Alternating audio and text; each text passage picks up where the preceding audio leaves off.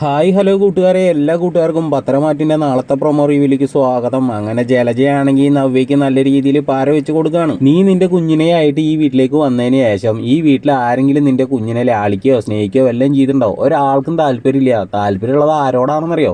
ആ ചന്തു എന്ന് പറയുന്ന ആ പെൺകുട്ടിയോടാണെന്ന് പറയണം കേട്ടോ. അത് കേൾക്കുമ്പോൾ നവ്യ പറയുകയാണ്, അങ്ങനെ എനിക്കൊന്നും തോന്നിയില്ല എന്ന് പറയുന്ന സമയത്ത് ജലജ പറയണത്, അല്ലെങ്കിൽ നിനക്ക് അങ്ങനെയൊന്നും തോന്നില്ല. നിന്റെ കുഞ്ഞ് ഏതോ പുറമ്പോക്കിന്ന് വന്ന ഒരു കുഞ്ഞാണെന്നുള്ള ലെവലിലാണ് ഇവിടെയുള്ള ആളുകൾ പെരുമാറിക്കൊണ്ടിരിക്കുന്നത് എന്ന് പറയുന്ന സമയത്ത് ജലജയുടെ ആ വർത്താനം കേട്ടിട്ട് നല്ല രീതിയിൽ നമ്മുടെ നവ്യക്കാണെങ്കിൽ ഇങ്ങനെ ദേഷ്യം വന്നിട്ട് ജലജനെ ഇങ്ങനെ ഉറപ്പിച്ച് നോക്കുകയാണ്. അപ്പോൾ ജലജ പറയാണ്, ഞാൻ പറയണത് അല്ലെങ്കിൽ നിനക്ക് വിശ്വാസം ഉണ്ടാവില്ലല്ലോ, നീ വേണമെങ്കിൽ പോയി നോക്ക്. അവിടെ മുത്തശ്ശനും മുത്തശ്ശി എല്ലാവരും നല്ല രീതിയിൽ ആ ചന്തുമോളെയാണ് കൊഞ്ചിക്കുന്നത്. അപ്പോൾ നിന്റെ കുഞ്ഞിനെ ഒന്ന് നോക്കാനോ സ്നേഹിക്കാനോ അവർക്കൊന്നും നേരില്ല എന്ന് പറയുന്നത്. പിന്നീടാണ് കാണിക്കുന്നത് നമ്മുടെ നവ്യ ആണെങ്കിൽ ചന്തുമോളോട് പൊട്ടിത്തെറിച്ചുകൊണ്ട് പറയുന്നത്, നിന്നോട് ആരാടി ഈ റൂമിൽ കയറാൻ വേണ്ടി പറഞ്ഞത്?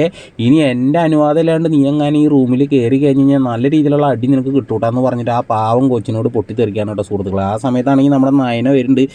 നയനയാണെങ്കിൽ ചന്തമോളെ എടുത്തിട്ട് നവ്യ എടുത്ത് ദേഷ്യപ്പെടാണ്. ചെറിയൊരു കുഞ്ഞിനോടാണോ നീ ഇങ്ങനെയൊക്കെ പറയണം? നീ അനാമികയുടെ പോലെ തുടങ്ങിയെന്ന് ചോദിക്കുകയാണ്. അപ്പം നവ്യ പറയണം, നീ എന്നെ കൂടുതൽ ഉപദേശിക്കാൻ വരുന്നു വേണ്ട, ഇത് നിന്റെ കുഞ്ഞൊന്നുമല്ലല്ലോ, ഈ കുട്ടി ആരുടെ കുഞ്ഞാണെന്ന് കൂടി നിനക്കറിയില്ല. എന്നിട്ട് നീ ഇപ്പോൾ വലിയ കാര്യത്തിൽ എന്നെ ഈ കുഞ്ഞിൻ്റെ കാര്യവും പറഞ്ഞിട്ട് എന്നെ ഉപദേശിക്കാനായിട്ട് വരുമൊന്നും വേണ്ട. എൻ്റെ റൂമിൽ ഈ കുട്ടി കയറണത് എനിക്ക് ഇഷ്ടമല്ല എന്ന് പറഞ്ഞിട്ട് പൊട്ടിത്തെറിക്കാനോട്ടോ സുഹൃത്തുക്കളെ.